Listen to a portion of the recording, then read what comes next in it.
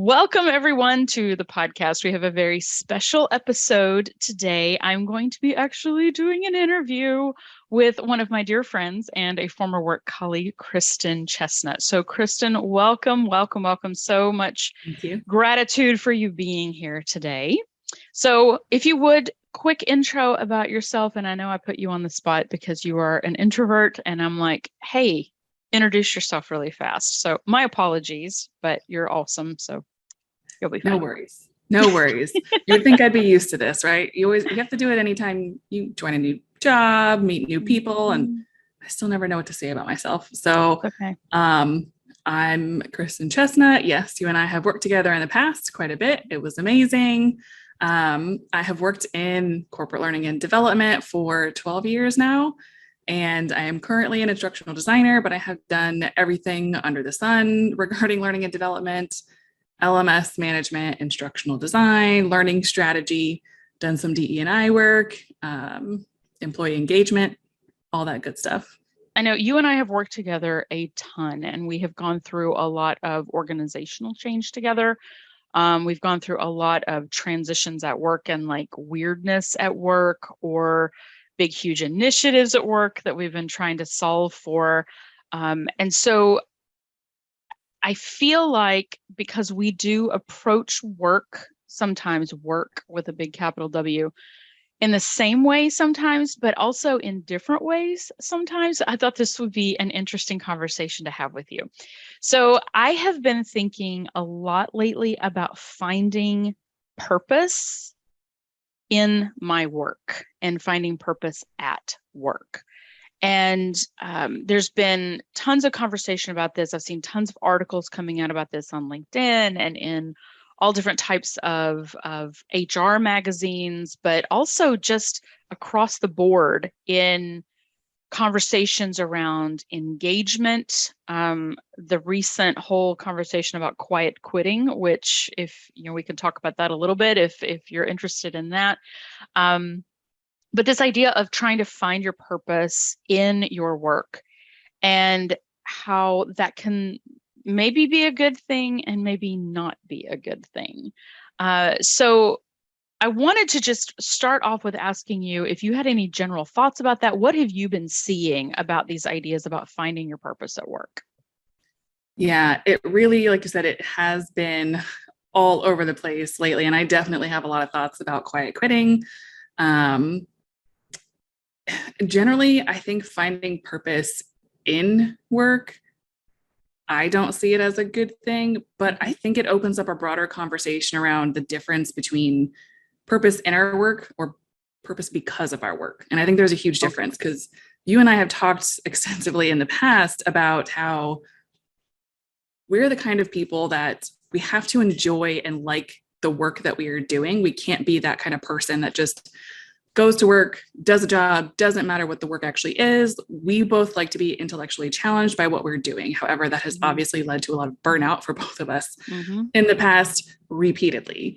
And I think that's because, and I might be getting a little ahead of us in the conversation here, but I think that's because we're also defining our value through our work and not being able to distinguish. And I think that's kind of the thing that people are starting to realize.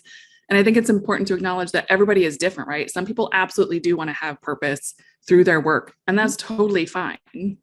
Versus people like us who want to have purpose in our work. We like to have work that does have value, but we don't want it to define our value or our lives. Yes. And I love the way that you say that. The way that I've been sort of noodling on this topic is that we can have purpose in the sense of it. We can find purpose in work of it. I can't even make a sentence. Work.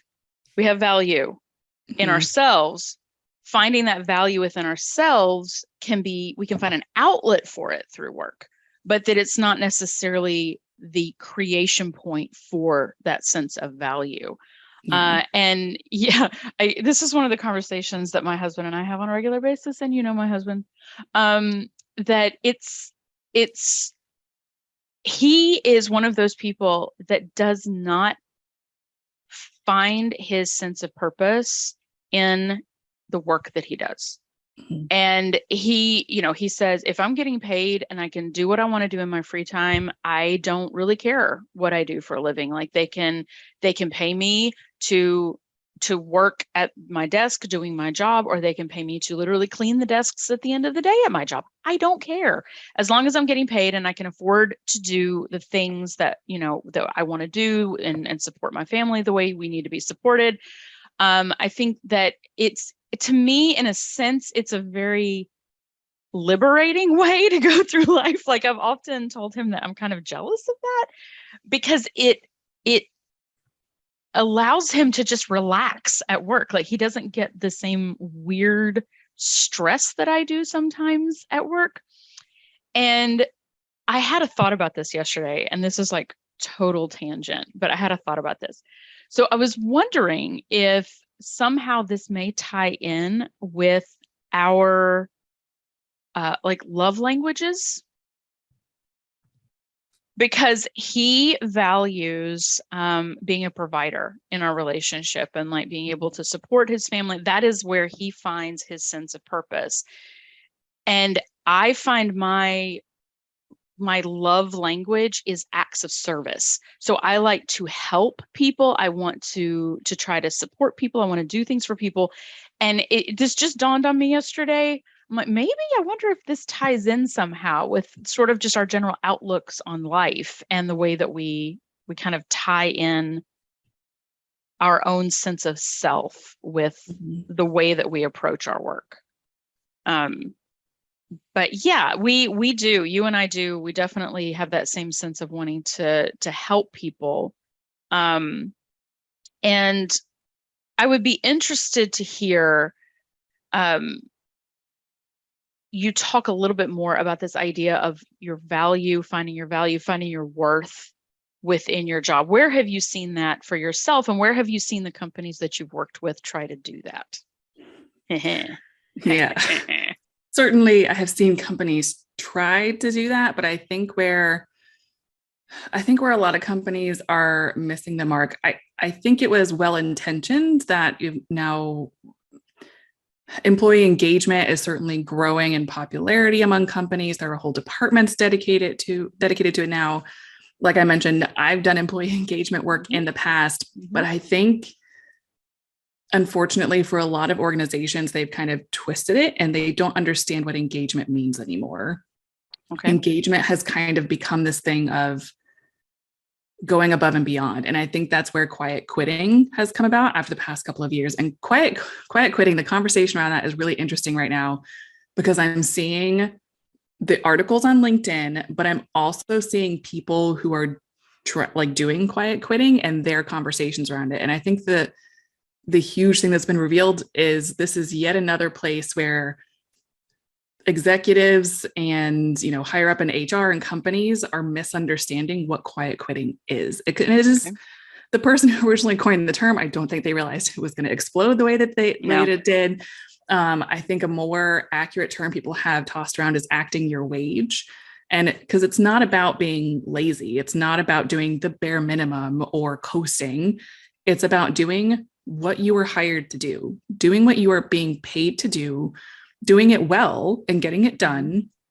But especially over the past few years, certainly has been going on for decades, but COVID kind of helped wake everybody up and reevaluate our values and our value related to work and realize we were putting all of this extra effort into our jobs. We were giving our companies so much more. We were doing tons of stretch assignments, tons of extra work. I know I ended up at one point doing the job of literally 8 people because I counted how many people they had let go of over the years and their work was given to me.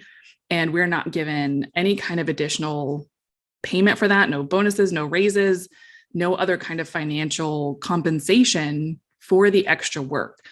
And at the same time, of course, with what's going on in the economy, we see cost of living increase. And so we just kind of see this value of like, well, if I'm not going to get anything out of it, why would I keep doing it? Because the original promise you made to me was, well, if I go above and beyond and I do the work to show that I'm worthy of that extra title or the extra money, you'll give it to me. And then they didn't give it to us. And so quiet quitting is about embracing that acting your wage and understanding that our value can be outside of work. Like, fine, I'm still going to go to work. I'm still going to absolutely do a great job and get what I am paid to do done. But I'm going to find value outside of work. I'm going to travel. I'm going to, in my case, as you mentioned, I read a lot. I've read a lot more in the past few years than I have. Honestly, I think I read more books last year and this year than I have in maybe the past 2 decades, like combined. Wow. I've read a lot. And it's something that I didn't even realize how much I missed doing, but I was always so exhausted from work because I was attaching my value to it and I didn't know who I was outside of it. So now that I'm dedicating more time to those other things, I'm able to start to see that. And I still absolutely enjoy what I do. I enjoy my job. I still love to be intellectually challenged, but I love that I'm able to separate my value as a human being from my career, because to me, that's not what I want. Other people, absolutely. That is what they want. They want to be defined by their job. And again, totally fine. But we have to recognize everybody's different and stop pushing this narrative that there's one right way to view it. Well, and making it shameful to not participate in work culture that way. I'm really glad you're bringing up this conversation, because I've been doing a lot of reading about quiet quitting myself, and I actually have just done some videos I'm posting on social media about the concept of quiet quitting and how I am concerned for people that see this as disengagement from their job, and that disengaging from their job is a solution to being frustrated at work, because it's not. I know you have tried this. I have tried this.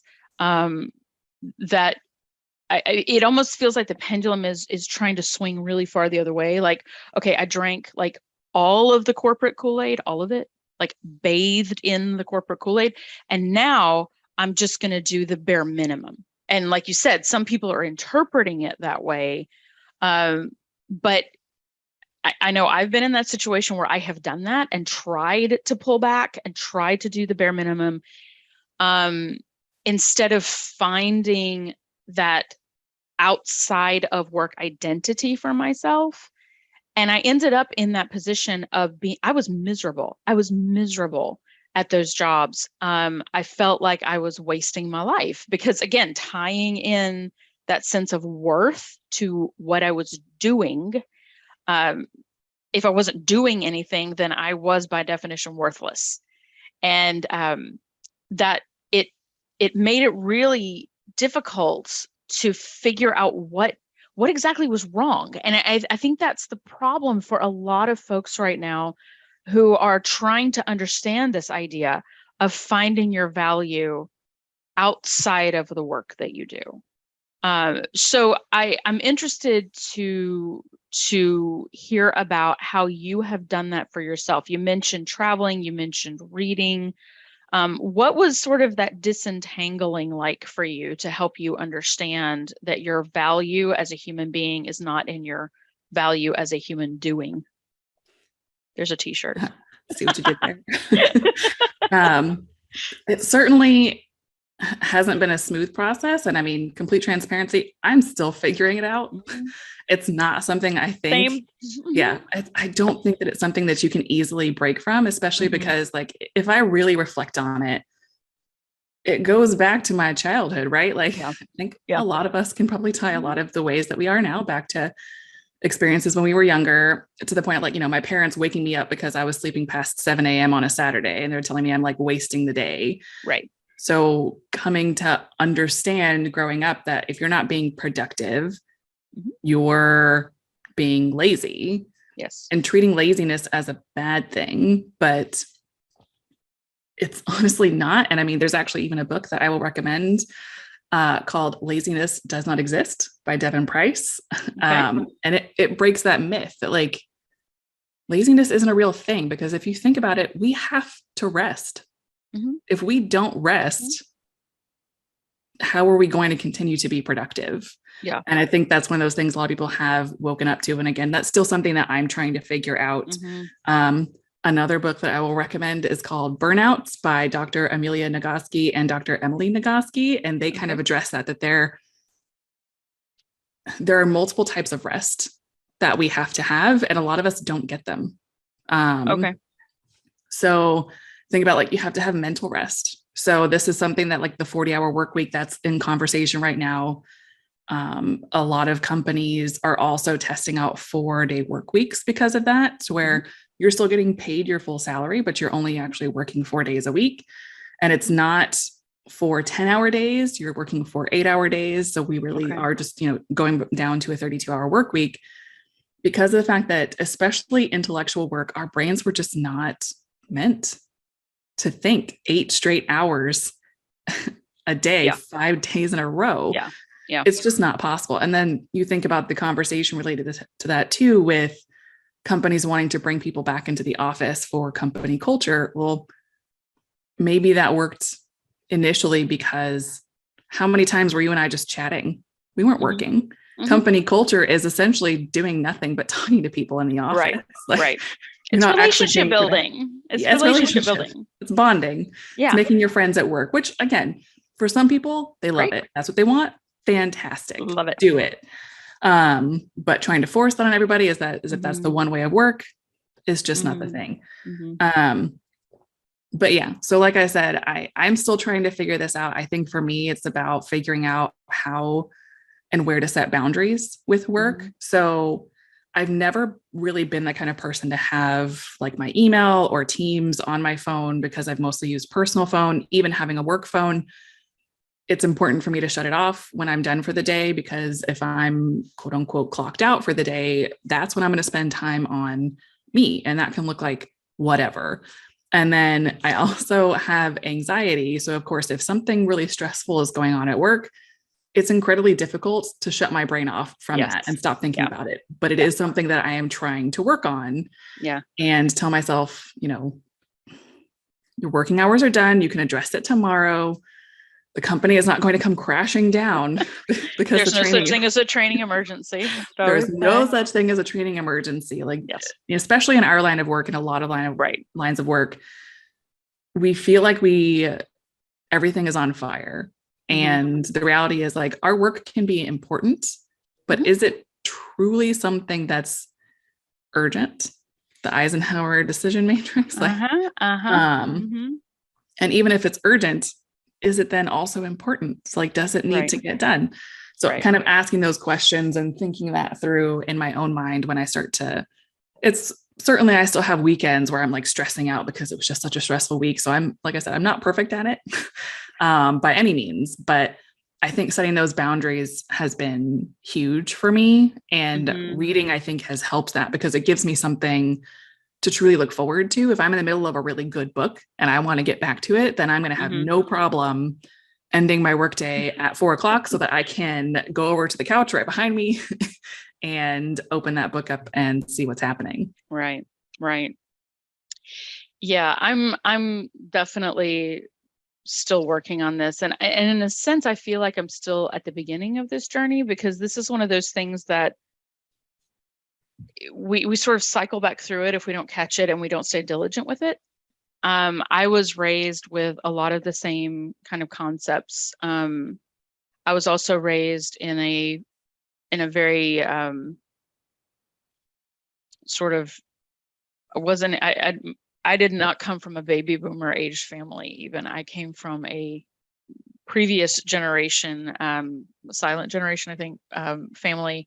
So the work ethic was like paramount, and laziness was equated to worthlessness, very explicitly, growing up from, my community and, the Protestant church that I grew up in. And Protestants are particularly prone to this whole work really, really hard ethic.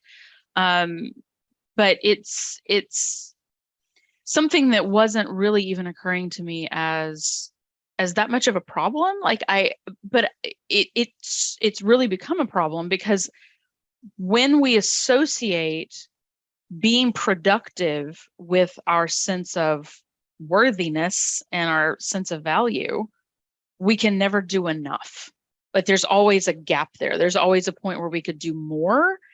And that sense of pushing and striving. I think we see this in different places. We see this in the world of work.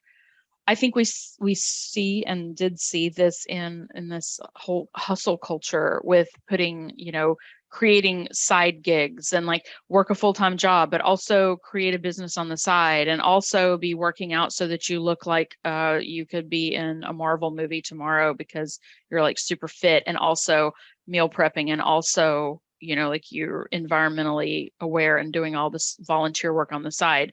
And this sense of like, we can always do more, always do more, always do more to give ourselves more worth. That's been something that I've really been thinking about in the context of this conversation, and trying to pull apart those two ideas, that the more I do does not equal me having more value. I have been in jobs as well where I had the pager, going way back.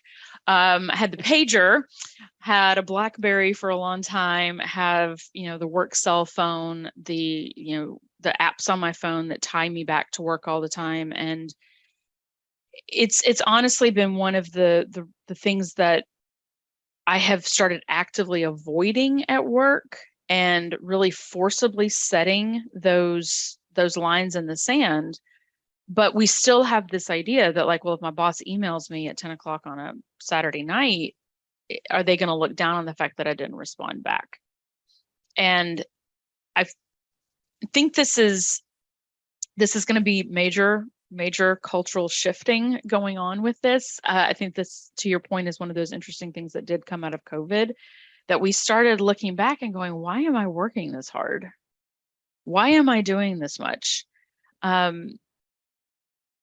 When I don't need to necessarily achieve to be comfortable in my life. I don't need to overachieve to be able to do the things that I want to do in life.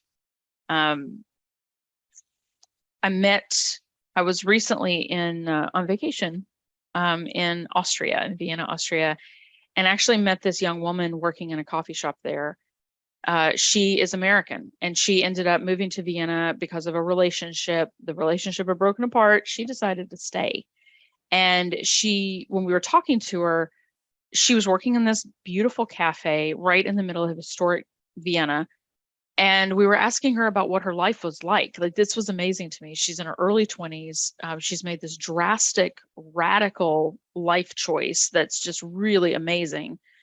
And she said that she doesn't even work full time. She said, I could, but I'm comfortable and I enjoy my life and I enjoy being able to take off and go on trips with my friends. And so why would I work harder and take away time from those things? And I remember just sitting there, just sitting back in my seat and going, my God, this very young woman, in my mind, like, if I had had this wisdom at that age, what decisions would I potentially have made different from what I did? And it still resonates with me. That conversation still resonates with me, being comfortable without having to push so hard. Yeah. And I mean, you mentioned the idea that it's so radical, but lately I've been thinking, is it radical? Is it radical? Should it be radical to think that, like, I mean, I could get into a whole other conversation about the state of American capitalism and how it's kind of led into the idea that you mentioned about needing hustle culture. I even for a while was exploring side jobs despite having a full-time job, because I was so terrified of getting laid off and not having steady income that I was like, I need to be making another income stream. But the reality was I didn't, because I was comfortable with my one full-time job, but I felt so worried about it. Yeah. And again, I think it kind of goes back to the conversations and kind of learning money and all that kind of stuff, the psychology of money when I was younger, kind of how my parents and others around me approached money and talked about money, and the fact that I could feel so financially insecure despite not being financially insecure was such a privileged way to feel. Like, I'm in a really good place. I'm very privileged to be in a good place. Why do I still have that fear that's leading me to think that I need to hustle more and do more? And again, I think that kind of goes back to to setting boundaries around all that stuff. And it shouldn't be a radical idea to be comfortable and not want more. And that was one of the things that I heard again a lot growing up. And I still hear a lot from some people that I want more. And again, that's okay. If that's what you want and that's what you want to work toward ethically, we'll put that caveat in ethically. Yes. I'm looking at you, Bezos. Then that's fine. But again, we need to stop thinking that it's one size fits all and stop looking down on people for being comfortable, and to start appreciating those jobs more that will allow people to be comfortable, like the person that you met. Like realistically, in America, you're not going to be able to afford rent without 5 roommates sharing a 1-bedroom apartment on a part-time job at a cafe. Yeah. But that's an essential job. And people love doing that work. Yeah. So why is it so undervalued? Yes. And this, I love this. I love this because you and I have had this conversation before about career development and, you know, the work that we've done with career pathing, the work that we've done around leadership development, and sort of this mindset that there's something shameful or wrong about backing off of a job or backing away from the next level up or the next promotion up. And I remember having coaching conversations with people that were like, I don't know what to do because my boss wants to promote me into leadership and I don't want to be a leader. And we would talk about like, is that out of fear of being a leader, that maybe it is something you want to do? Or is it that you legitimately don't want to do that? And for some of them, like, I don't want to do it. But they were so afraid of basically shutting off the fountain of like, I'm never going to get other opportunities. They're going to try to get rid of me next time they can because they don't see that I have drive. They don't see that I'm taking initiative to move to the next level. So this whole concept of like it being okay to not want to move up the ladder, this is a tough one, and it's really difficult, especially in the type of work we do in HR and in career development. But even if we have people listening right now that are like, I'm being pressured to take this next level job, it's okay to not want to take the next level job. It's okay. Yeah. Don't take it because you feel obligated to. Don't take it because you feel like you have to. And if the culture of the company that you're working in is telling you that you are going to lose out on future chances, future opportunities for lateral moves, or maybe different projects or things that might come up that you might want to do in the future, then you really need to look at whether or not you want to be a part of that work culture at all. Yeah, absolutely. I agree. I think that's another one of those areas that companies are currently missing the mark on, just like with employee engagement, how it's kind of been twisted and become this thing is career development is now also being misinterpreted and twisted as always needing to move up and on to the next best thing. And that's not what it means. Yeah. Career development should absolutely encompass people who want to stay in their current job or potentially move laterally, but at the same level or even down because they want to look at a completely different area because they're wanting to try new things. And I've also experienced, I've had leaders in the past where I've told you this before, that I made the mistake of joking about wanting to become the chief learning officer of a company. And I made it in jest because I never know what to say when I have leaders who are like, where do you want to go next? Where do you see yourself in 5 years? I don't know. I don't know where I see myself next week. Retired? Like I have to have my calendar open to see what I'm doing this weekend. So I don't know what I want to do in 5 years. Plus with the rate that things change all the time, the answer is probably going to change. So why should I have to think that far ahead right now with my career? Yeah. And I was like, I just want to focus on what I'm doing right now and grow in my current skills in my job and learn more about my current job. Next year, that could be completely different. I could decide that I want to go into a completely different industry. I just don't know. And after I made that joke about like, I don't know, maybe I want to become the chief learning officer, that leader did not let that go. And every conversation we had after that, even when I tried to correct it and pull back, they was like, okay, let's figure out where we're going to get you there. And I'm like, I don't want to be the chief learning officer. That's not my dream. It was a joke. And that's, I think, again, kind of a broader conversation around even dating back to like when I was growing up, there was no question I was going to college. Right. There were no other options. The only valued path or worthy path was to go through college and get a quote unquote worthwhile degree, which again, I could go off on a whole other tangent about that. But I think it's also that everybody should be aspiring to move up the ladder because those are the jobs that are worthy, that everybody wants. But they shouldn't be because there are only so many positions at the top, first of all. So only so many people can get there. But I think there's a fear at the top right now.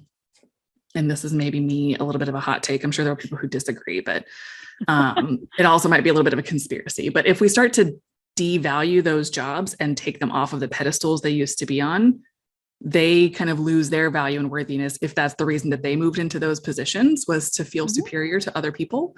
And if all of a sudden we're like, I'm good, and I don't envy your job, I'm going to stay where I am. It takes some of the cachet away from what they do. How am I supposed to feel now?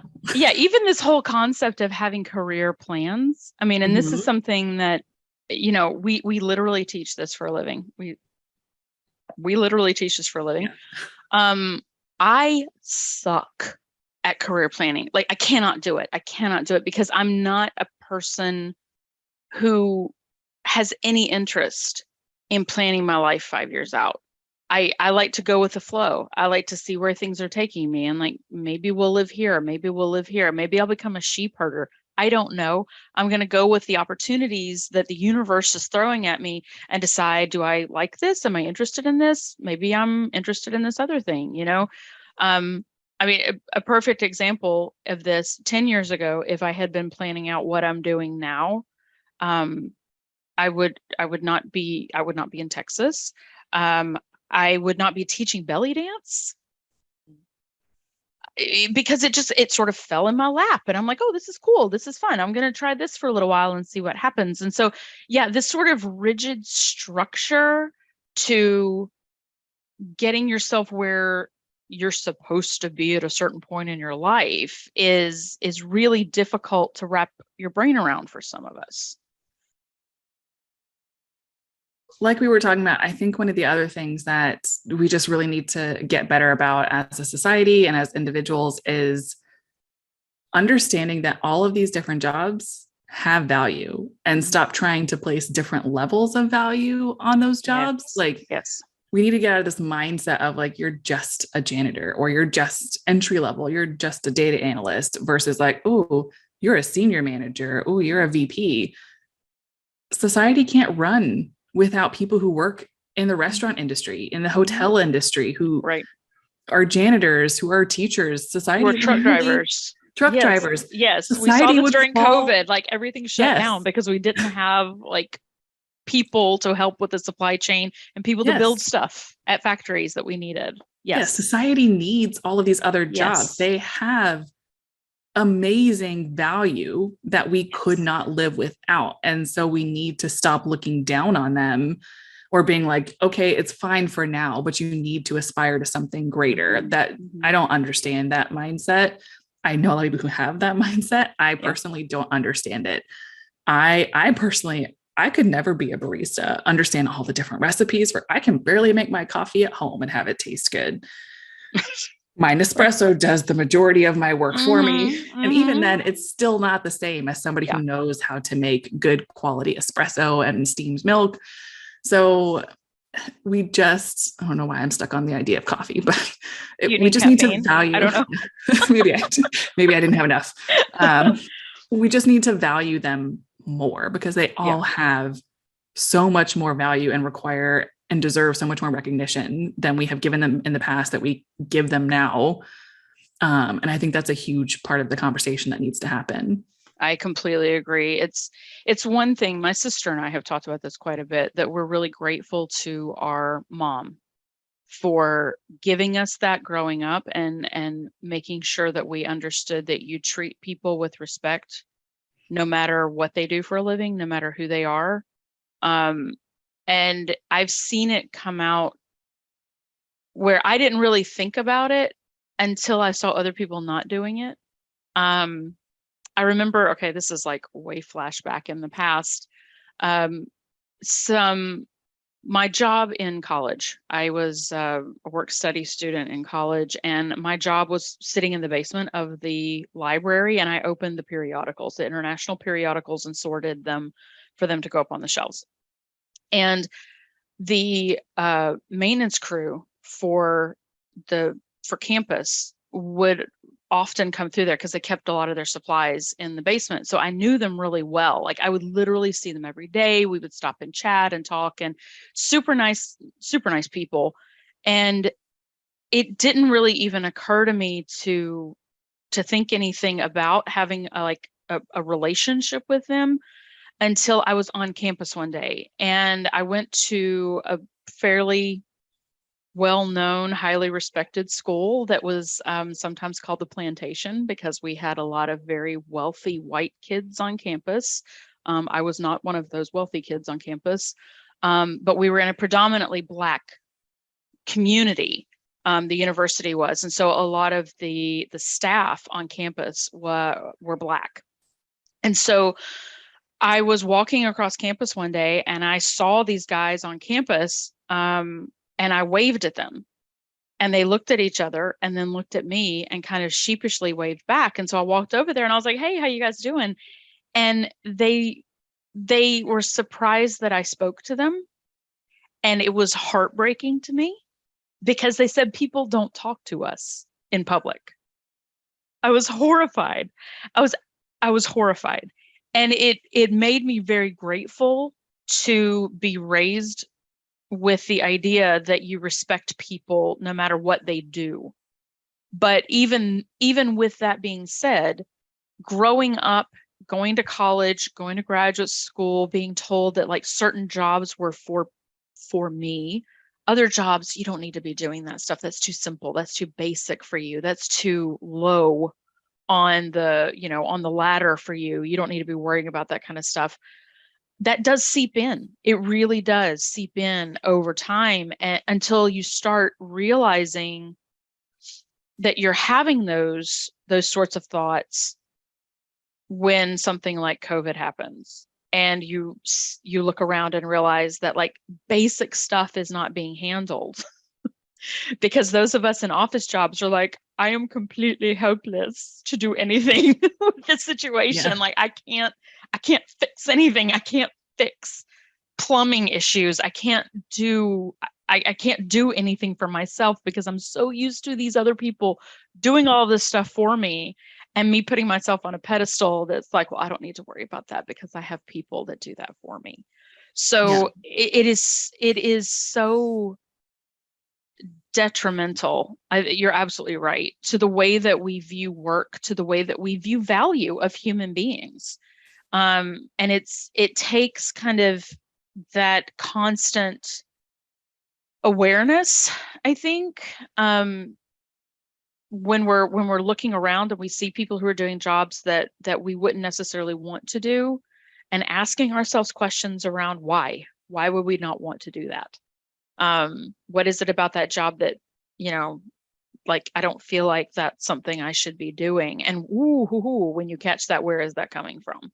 Yeah, it's another form of unconscious bias that a lot of people didn't even realize that they had a bias against certain jobs. Exactly. Until exactly like you're saying. I mean, look at all the strikes that are going on right now. I mean, yes. This whole idea of nobody wants to work anymore. No, nobody wants to work for a job that doesn't value them, that doesn't allow them to live. I mean, just to be able to afford basic necessities, to be able to literally stay alive. Yes. You're not even going to give them that, but you demand everything and more from them. Yeah. I mean, often backbreaking labor too. Yeah. Like literally physical struggling labor to do these jobs. Extra time. Like, teachers, a lot of them have contracted hours, but they're expected to work more than that, despite not getting paid for it and deal with parents. I'm sorry. I consider power being to a teacher for, I could not do that. I considered being a teacher for a while, and I was like, it's not the kids, it's the parents. It's the parents. Yeah. I thought about it for about 7 seconds one time, and I was like, I don't think I don't have the energy level to do that. Yeah. And now, of course, it's the administration and all that kind of stuff that's going into it as well. But again, it just goes back to that. It's not that we don't want to work. People are happy to do the work when they are valued equitably for doing the work that they put in. And I mean, back to the unconscious bias thing as well, we haven't even gotten to have a conversation around like privilege and all the kind of systemic things that impact different groups of people, different races and genders, and the privileges that some people have, including me as a white presenting woman. Again, kind of going back to my earlier comment about being privileged to be comfortable with where I am, but that's because I had a lot of privilege growing up. And it kind of goes back to why so many different jobs also are valued, should be more valued, is because not everybody has access to move into these other areas that we quote, like are just quote unquote, so much better than other jobs, but we're not going to open up opportunities for everybody to then be able to access those job paths. Like that's not fair. Anyways, no, again, another tangent for another conversation. We're just going to have to book more time with you, dear. And talk to you again, which is awesome.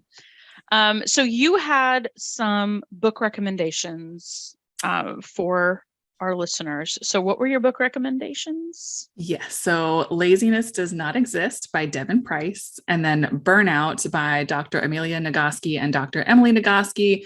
And that one, I think I made a comment about it dealing with the 7 types of rest, but that book, it deals with the stress cycle, but it's been in conversation with the 7 types of rest that have kind of gone in to the same conversation. So that's actually a separate book, but both very important books. And then the 7 types of rest, I do highly, it's not the name of the book, but if you just Google 7 types of rest and look into, you need mental rest, you need sleep, you need creative rest, all different kinds of things. And that kind of also helps to contribute to burnout. So yeah, because resting is not resting if you're just switching from one set of job responsibilities to side hustle job responsibilities, or managing your home, feeding all 48 of the animals in my house. That's still not resting.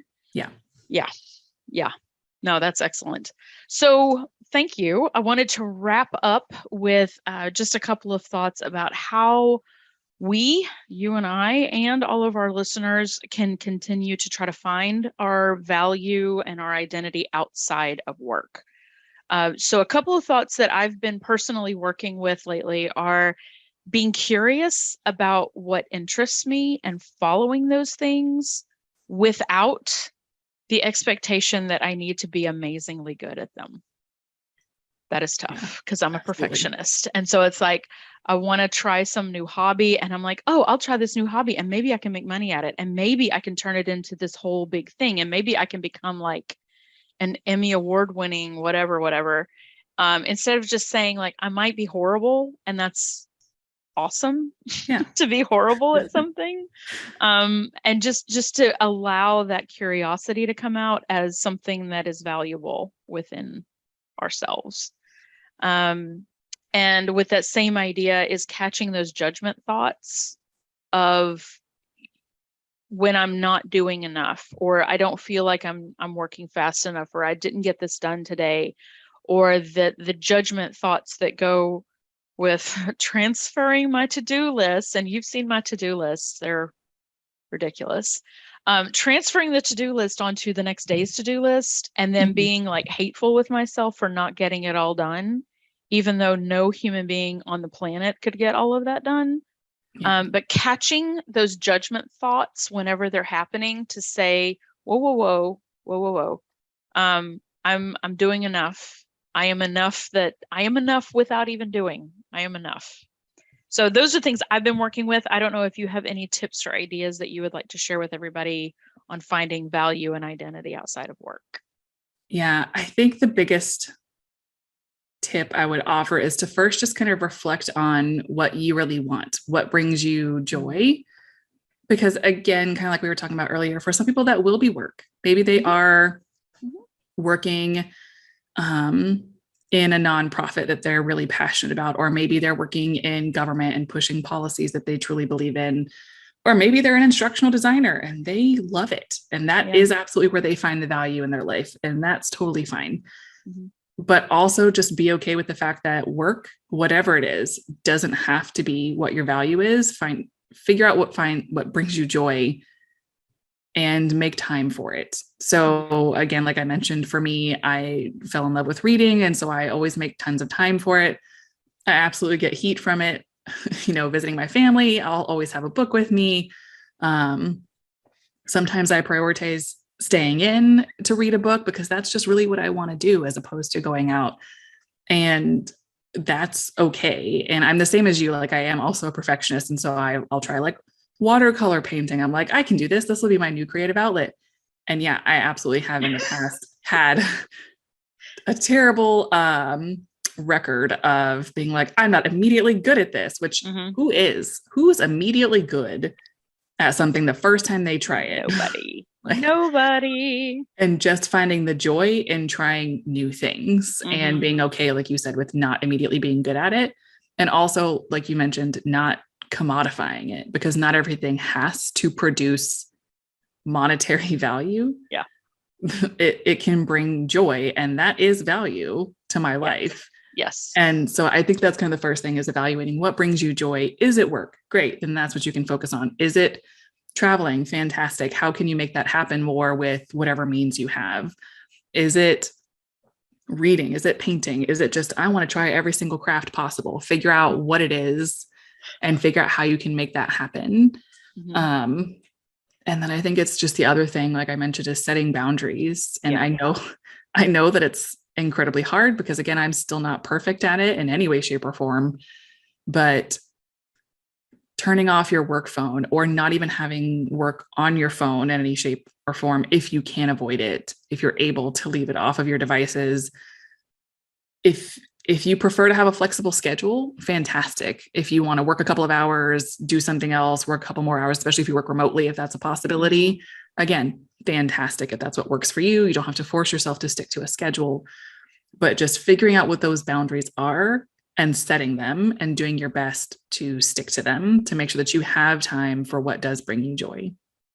Yeah, I'm so glad that you're saying this too, because as you were just saying that, it reminded me of how difficult it can be sometimes to even remember what brings us joy, because we get so used to not even looking for it anymore and expecting it to be something that costs money, or expecting it to be something that's complicated. I love to take a walk and in my neighborhood. And so sometimes it's like, it's Houston, it's hot.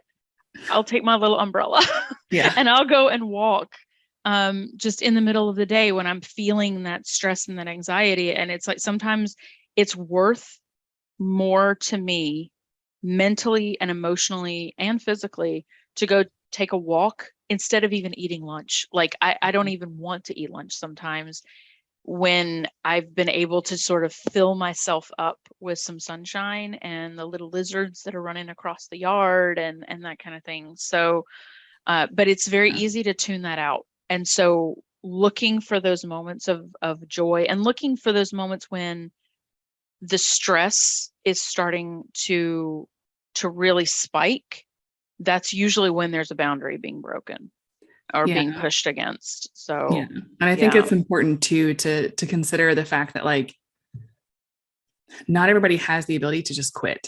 I hear that a lot now from like career coaches and the people like, I'll help you break into tech so that you can make six figures. And it's not possible for everybody to just quit a job, or people who are like, oh, I would never work at a job that just drains me or makes me cry. That's not a possibility. Sometimes for everybody. You don't have the choice. Yeah. You don't have a choice. Yeah. For whatever reason, either again, like maybe it's just, you've been trying to apply and you can't get anything else, or maybe you can't just up and quit without other possibilities. And so again, I think that's where that boundaries piece comes in, that again, if it's possible, figure out what boundaries you can set. Yes. Because again, some jobs will absolutely push those. Mm-hmm. And in some jobs, you can't set the kinds of boundaries you want, but figure out where you can set a Mm-hmm. boundary and try to stick to them and find ways that help you, that bring you joy, that help you de-stress, so that you can essentially like survive, unfortunately, I think is the way to put it, in that job. And hopefully eventually find something else, but also kind of, again, kind of addressing that narrative around like, just quit. It's just not a possibility. It's not possible. It's not possible, but there is the possibility, that we can still try to find that sense of self and that sense of identity outside of our work, which I know in situations where I've been in where I haven't been able to quit, and I've been in a really bad situation at work, where I was stuck. Mm-hmm. Giving myself that space of saying, I am not what I do. I am not, this is literally a means to an end for me. I do this so I can buy groceries and so I can, pay to put gas in my car so I can get to my job. But finding that larger purpose in my life, which is helping others, that helped me to be able to get through those periods until some time and opportunity opened up that I was able to then make a different choice with work. I think I told you, at one point in one of my jobs, I was so stressed and miserable. And the company, a lot of companies did this, but the company was pushing out this narrative, just take care of yourself, make yourself a healthy meal, everything's going to be fine, while also piling on extreme amounts of work and short deadlines to every employee. I was not the only one feeling that way. And so I was like, okay, I'm going to take the time for myself and I'm going to make myself a healthy breakfast this morning. So I got all the ingredients. I was like, I'm going to cook a breakfast hash.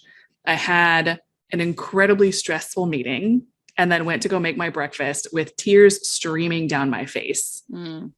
And it was just such an eye-opening moment for me that I was like, here I am trying to take care of myself by making a breakfast while bawling my eyes out. Like, this is not healthy. And I think that was one of the points where I was like, I need to set better boundaries. Because part of it was that I wasn't setting boundaries. And like you mentioned, I started to set some and it did help. Certainly did not fix the situation. Everything wasn't all of a sudden peachy and rosy. But setting the boundaries did help at least a little bit until I was able to find a different situation. Yeah. And sometimes that's all we can do, until we can, until we all win the lottery somehow magically. Every single person will be great.